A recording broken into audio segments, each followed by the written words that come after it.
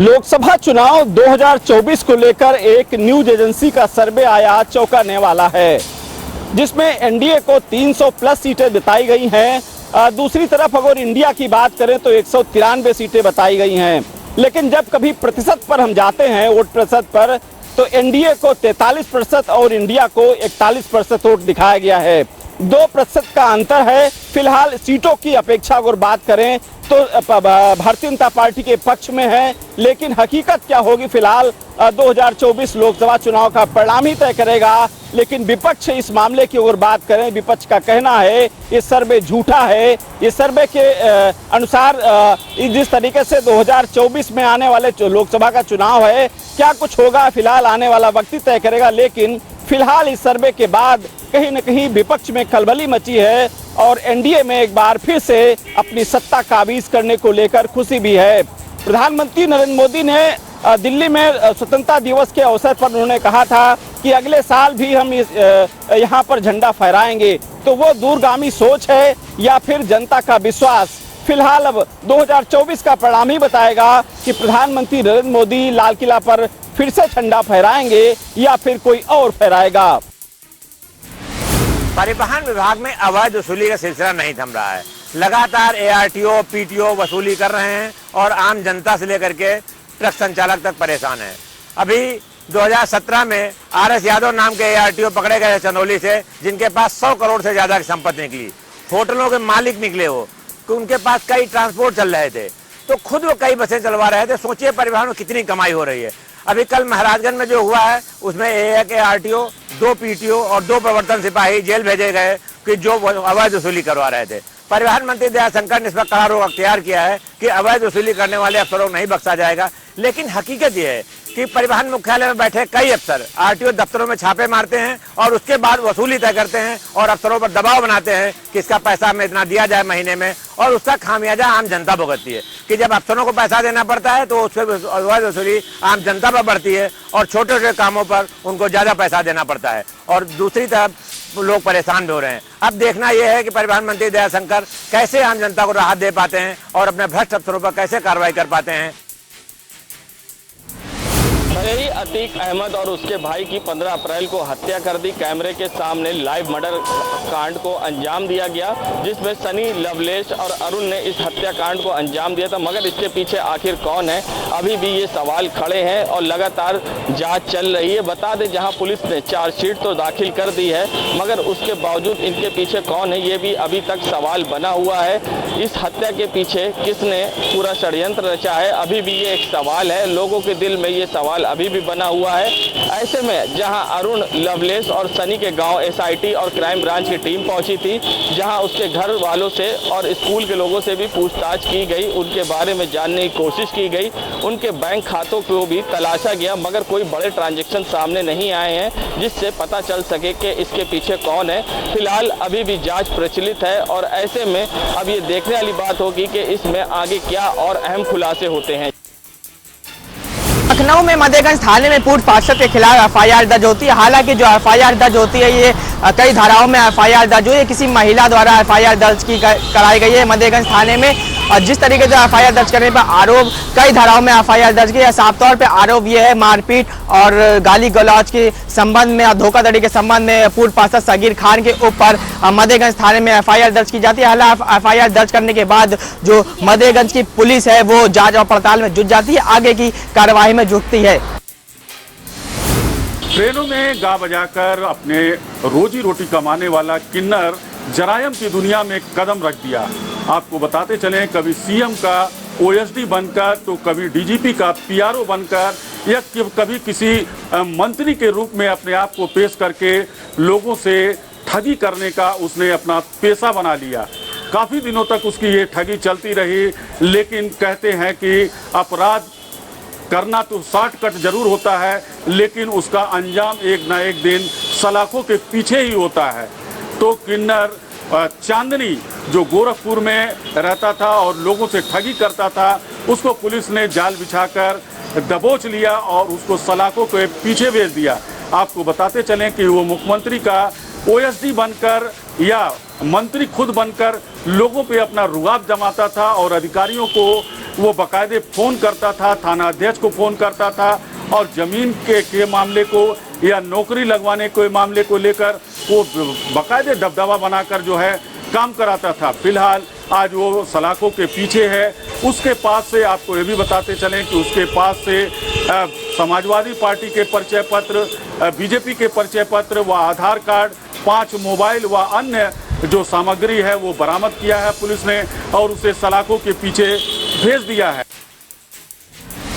हमीरपुर जिले में जिला पंचायत द्वारा तय बाजारी का ठेका मार्च में उठाया जाता है। राठ हमीरपुर हाईवे पर जिला पंचायत तय बाजारी के ठेके के नाम पर यहां से निकलने वाले वाहनों से जिला पंचायत तय बाजारी वसूल करता है। हाईवे किनारे बने तय बाजारी पॉइंट पर असलाहधारी तैनात किए गए। असलाहधारी के दम पर हाईवे किनारे निकलने वाले ट्रकों से जिला पंचायत के नाम पर तय बाजारी शुल्क देकर यहां से ट्रकों को निकलना पड़ता है। जबकि शासन के अनुसार किसी भी हाईवे पर तय बाजारी बैरियर लगाकर, कैंप लगाकर शुल्क नहीं वसूला जा सकता। वहीं विभाग के जिम्मेदारी अधिकारियों का कहना है कि अगर हाईवे पर तय बाजारी वसूली जा रही है तो उस पर कार्रवाई की जाएगी।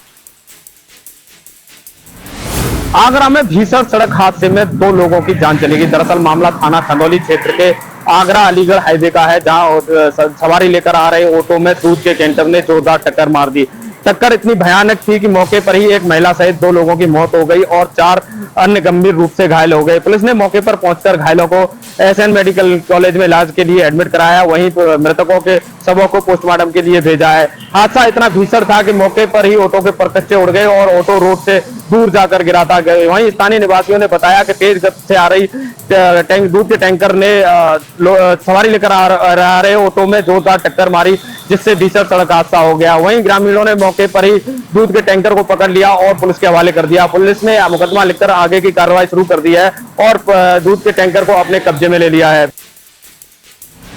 दुकान स्वामी से परेशान होकर किराएदार ने खाया जहर, अस्पताल में भर्ती। आपको बता दें पूरा मामला सिटी कोतवाली क्षेत्र के रेलवे रोड का है, जहां पर एक युवक ने किराए पर एक दुकान ले रखी थी। जब दुकान का कुछ दिन किराया नहीं गया तो दुकानदार ने आकर उसकी तालाबंदी कर उसका सामान बाहर फेंक दिया।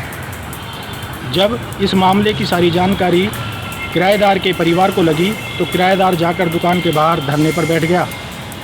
जैसे ही इसकी सूचना पुलिस को मिली तो पुलिस ने सारे लोगों को वहां से खदेड़ दिया, जिससे घर जाकर किराएदार ने जहर खा लिया।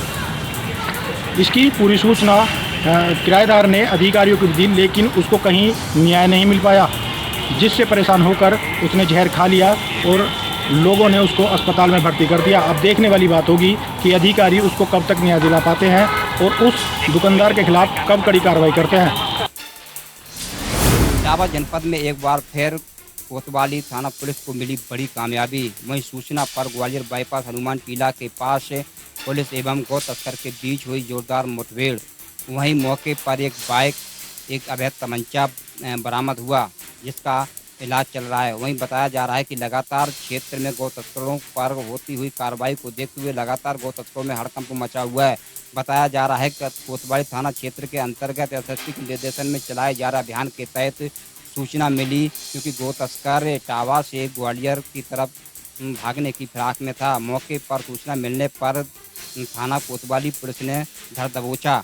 वहीं पैर में लगी गोली गौ तस्कर का इलाज जिला अस्पताल में चल रहा है। अब देखना होगा कि आखिर इस तरीके की गौ तस्करों पर और बड़ी कार्रवाई क्या होती है। बांदा में आज जिला प्रशासन का बुलडोजर झुग्गी झोपड़ियों पर चला है।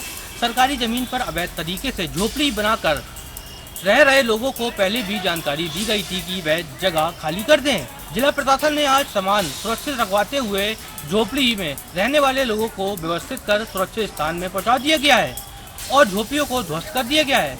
यूपी की योगी सरकार का पीला पंजा आज दोपहर बांदा के सिविल लाइन इलाके में चला है, जहां सिटी मजिस्ट्रेट व सीओ सिटी के साथ भारी पुलिस बल मौजूद रहा है।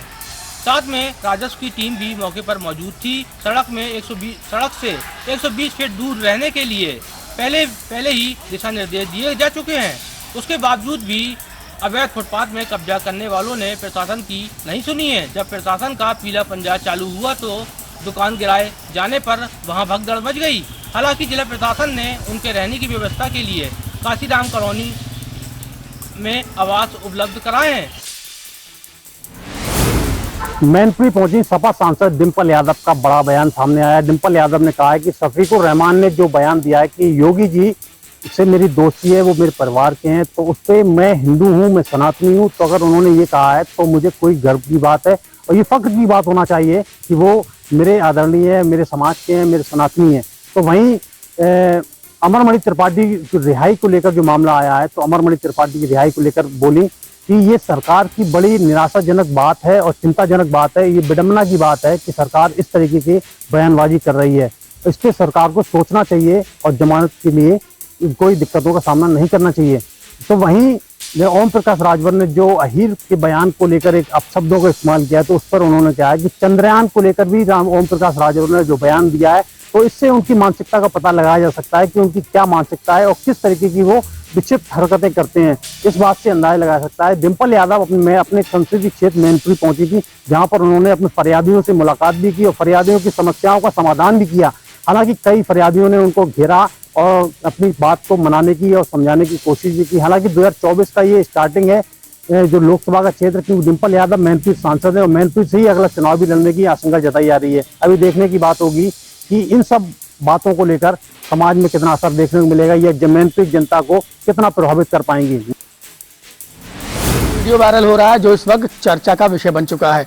वीडियो सरेनी विकासखंड के धनपुर गांव का है, बताया जा रहा है धनपुर गांव का। वीडियो में मनरेगा का एक मजदूर ये कहता दिखाई पड़ रहा है कि उसके खाते में 4047 रुपए 2 दिन की दिहाड़ी मजदूरी आई है, जबकि उस 2 दिन की दिहाड़ी मजदूरी 460 रुपए होती है। अब बावजूद इसके इतना पैसा उसके खाते में आ जाता है। तो वो वीडियो में एक बंदा एक शख्स है जो उसे सवाल करता नजर आ रहा है कि आपके खाते में कितने दिन का पैसा आया है, तो वो उंगली से इशारा करके बताता दिखाई पड़ रहा है कि 2 दिन की मेरी मजदूरी है जो 460 रुपए होती है, लेकिन मेरे खाते में 4047 रुपए आए हैं। और एक और बंदा है जिसके खाते में 2000 रुपए भी 2 दिन की मजदूरी पहुंची है। और ये भी बताया उसने कि प्रधान ने उसे ये कहा कि जाकर अपने खाते की जांच कर लो, आपके खाते में पैसा आया है उसको निकाल लो। अब ऐसे में वायरल वीडियो की पुष्टि जनता टीवी तो नहीं करता, लेकिन अगर ऐसे में देखा जाए वायरल वीडियो की कहानी,